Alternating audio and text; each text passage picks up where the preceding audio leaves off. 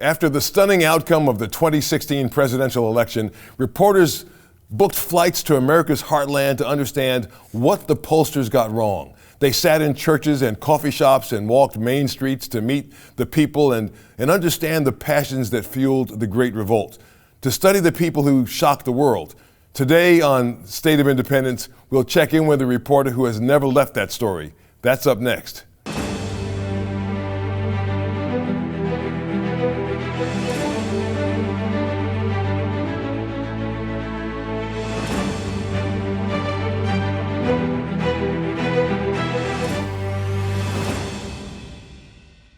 There are those who argue that there are really two Americas, one that lives above the Mason-Dixon line, one below, one that worships, one that doesn't believe, one that is pro-military and patriotic, the other that despises America's traditions and culture.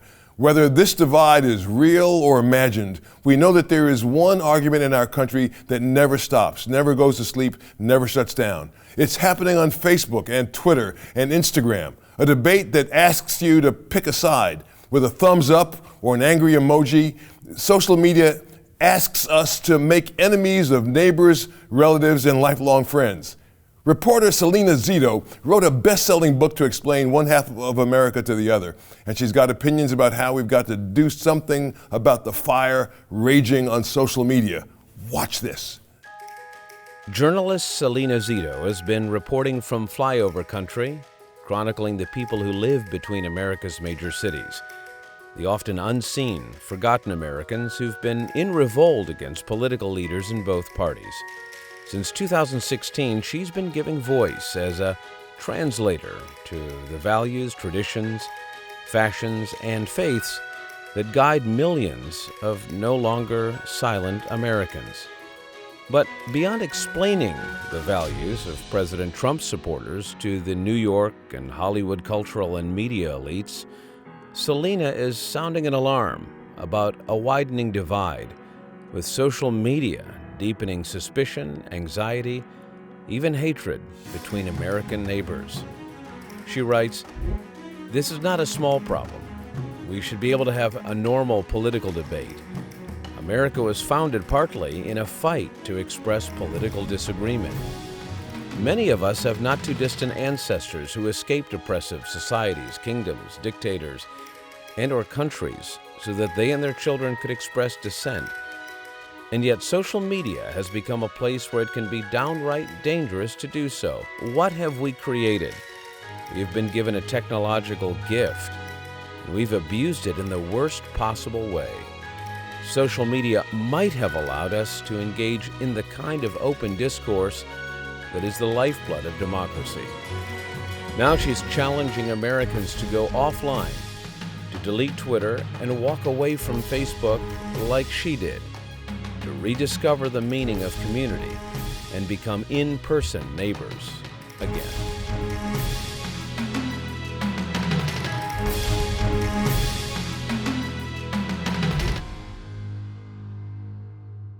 Salena Zito, welcome to the State of Independence. And first, congratulations on the newest addition to your family. I understand you have a brand new grandchild. Tell us about that.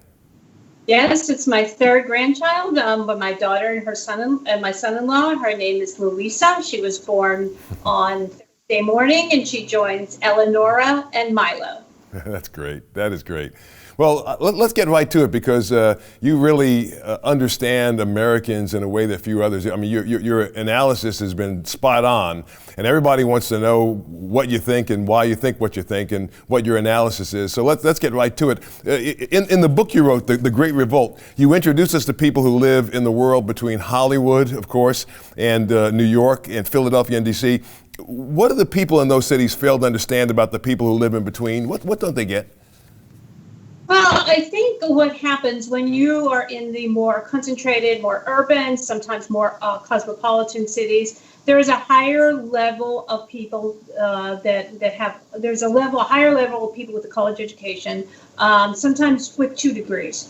And they've lived in more transient life. A lot of people aren't very rooted to their communities, and they don't quite understand people who decided to stay in the communities that they grew up in. Some of them 20 minutes away from Philadelphia or 20 minutes away from Harrisburg, in suburbs that maybe voted completely different than a suburban Philadelphia or Pittsburgh voter would do.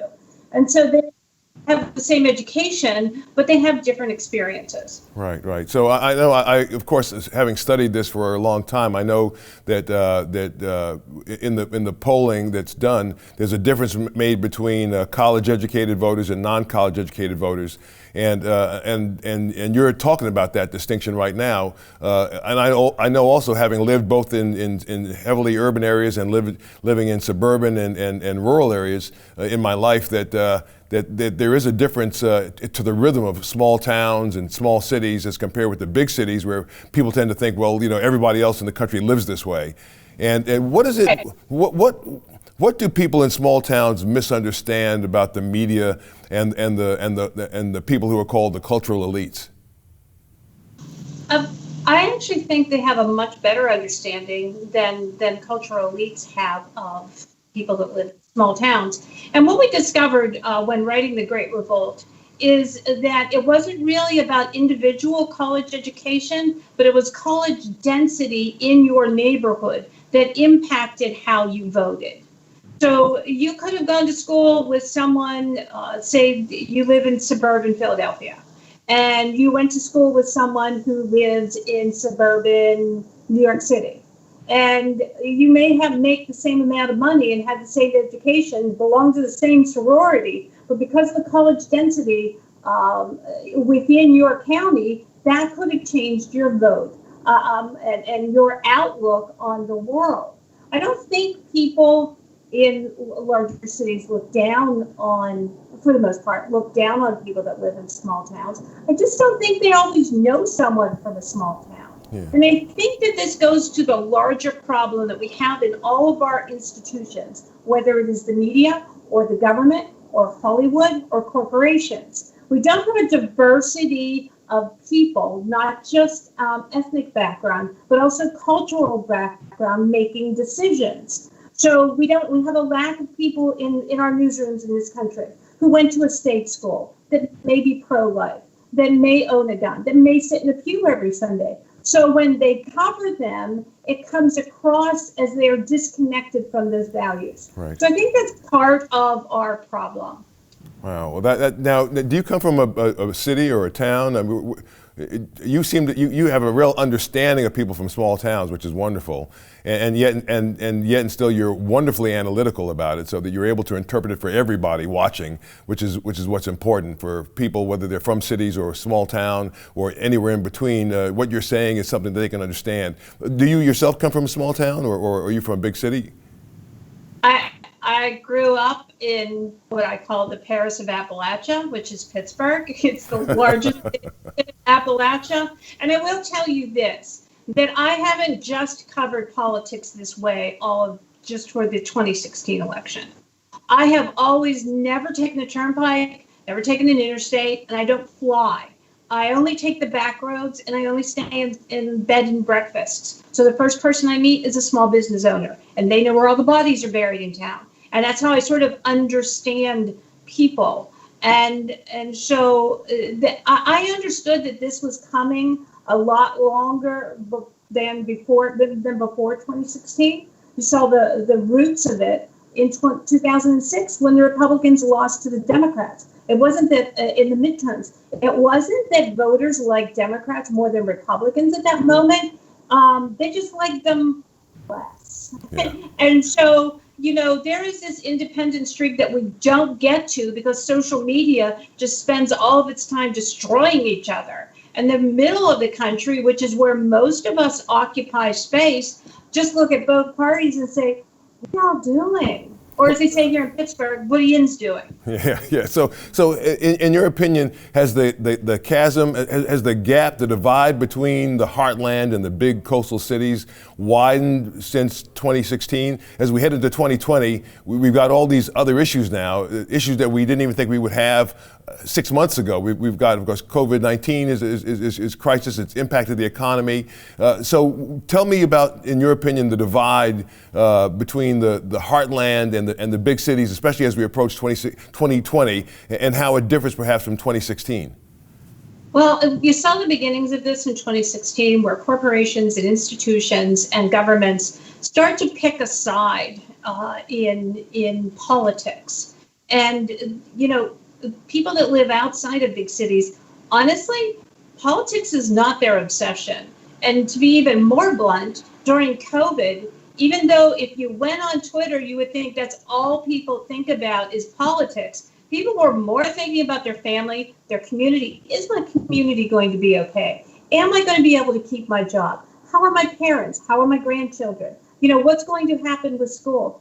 That's what people are thinking about. And so this obsession on social media gives the impression that we're much more divided than we are. And I would argue, based on driving to 49 out of our 50 states, that we have a lot more things that bind us than tear us apart.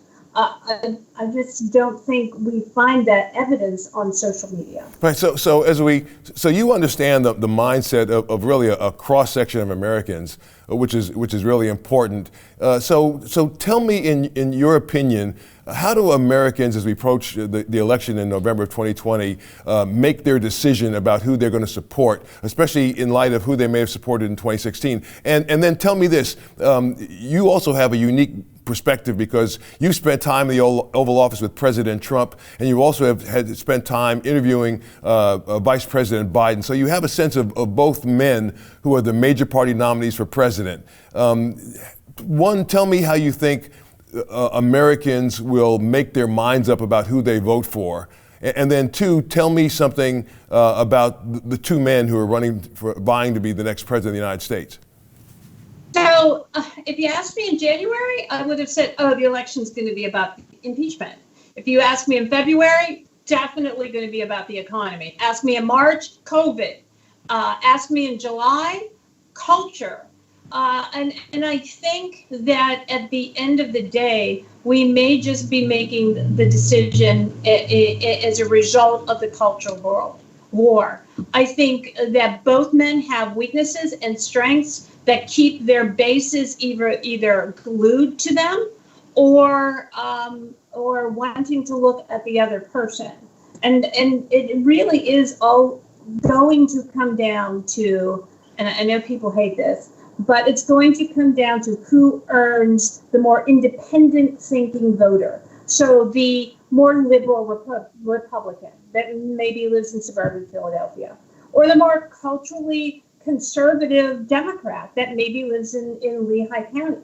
And so I think that we end up making this race about culture, and but it's 2020. So who will be anything?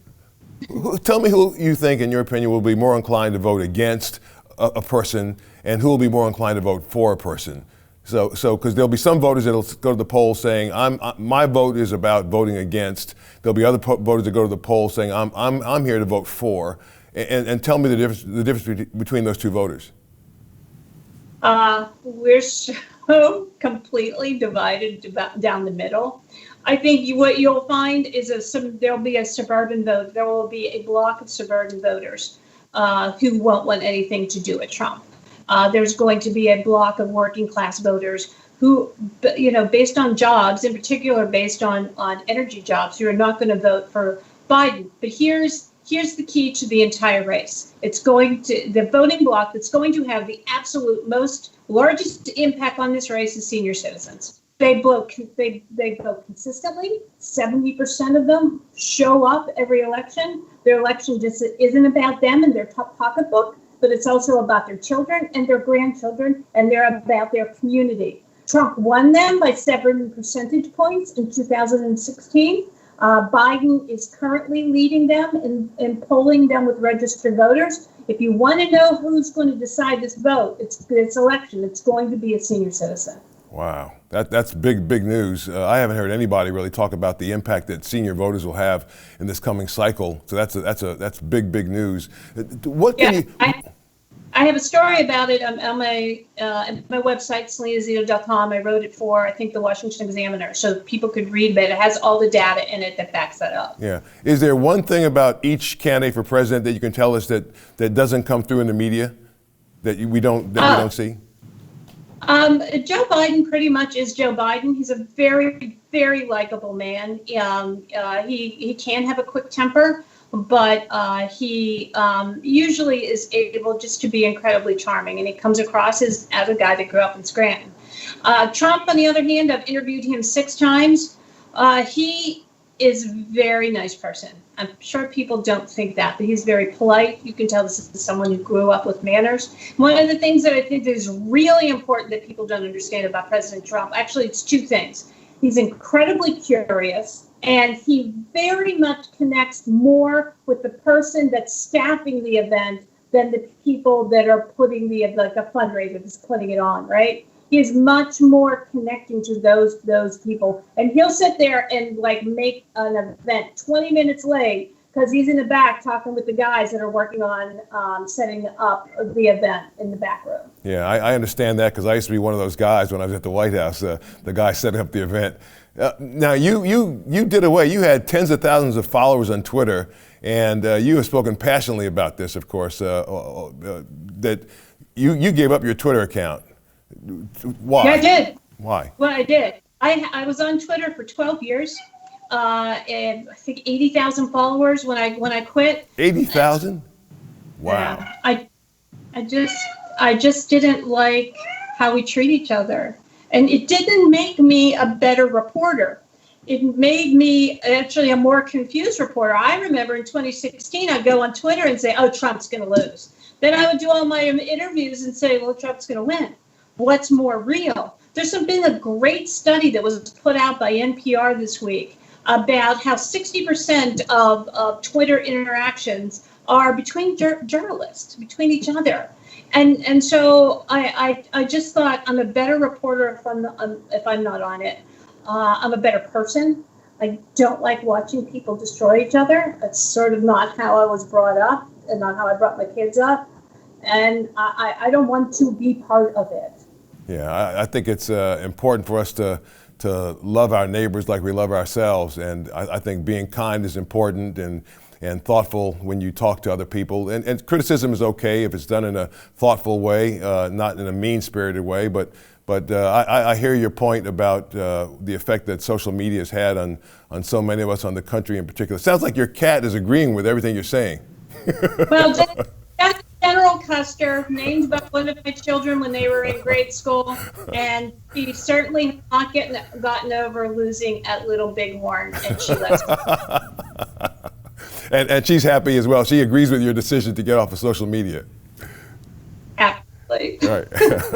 And you recommend it for others. You recommend it, if you were talking to, as you are right now, you're talking to thousands of people, maybe more, who are on social media and who live by it. I mean, every few seconds they're checking their mobile device to see whether or not they got a like on Instagram or a like on Facebook or new followers on LinkedIn or any of the social media platforms that exist.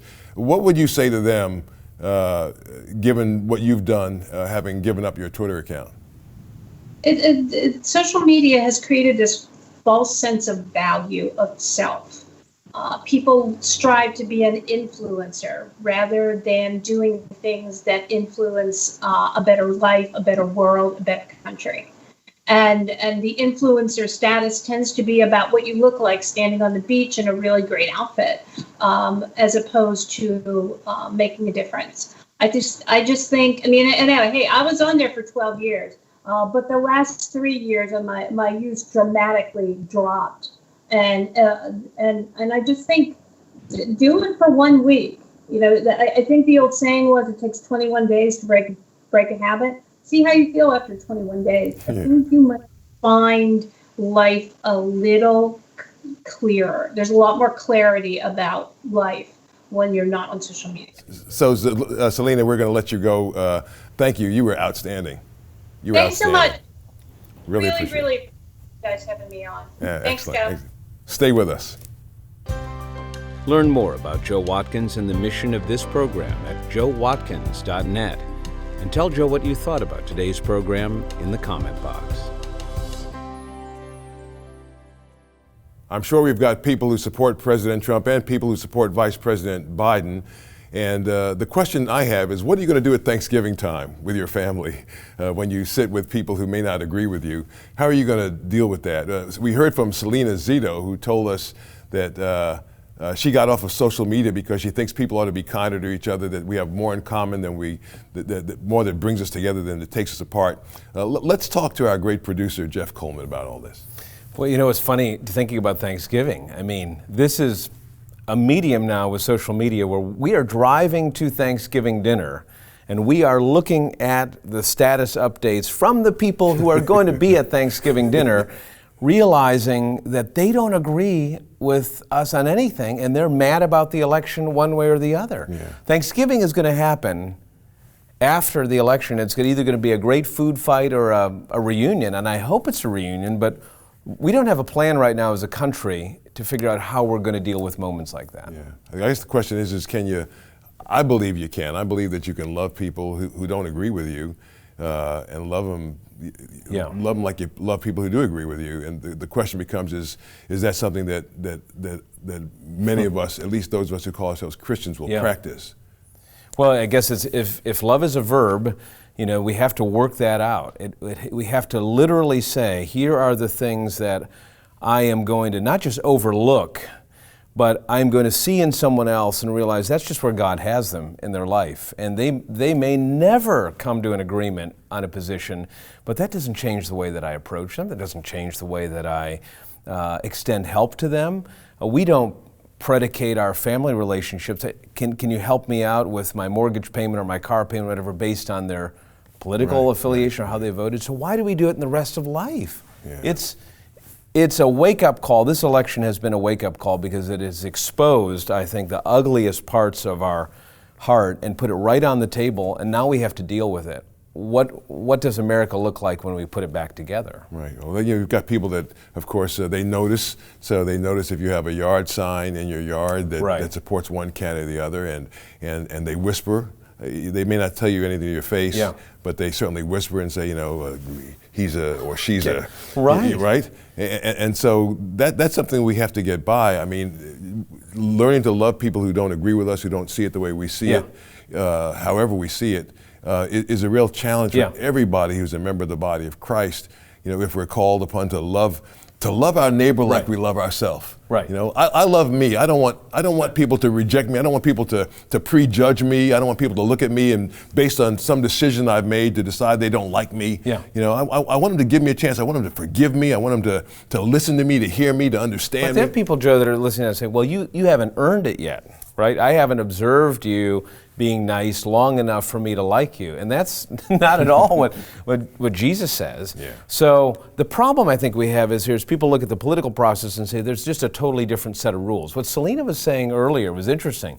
She's saying that President Trump treats the people who are around him a certain way with decency and respect. He may not treat the people across from him in a political fight or the reporter with respect, but the people, that was an interesting observation. And then saying that Vice President Biden is as genuinely nice as he is. So you hear these stories about the Vice President giving a cell phone number out to a person that stutters.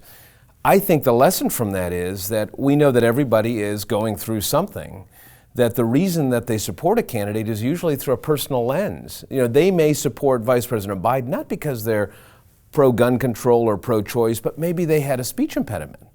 Or maybe they see in President Trump someone who is standing up for their father who lost their job at a factory.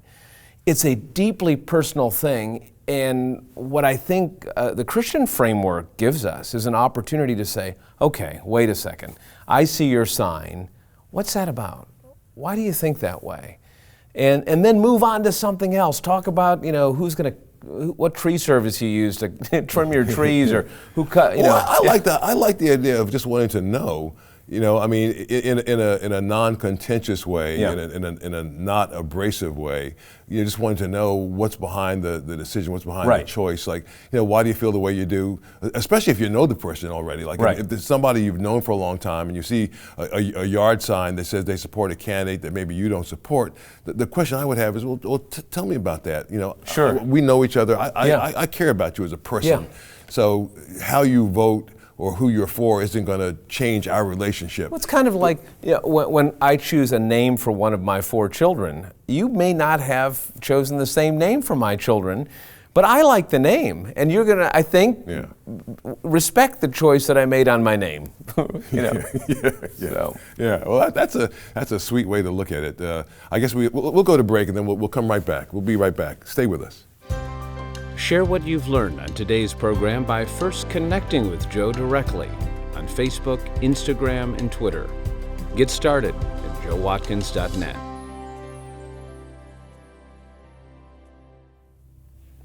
So I want to ask you what you think, and I'm going to do it by asking our great producer, Jeff Cohen, what he thinks.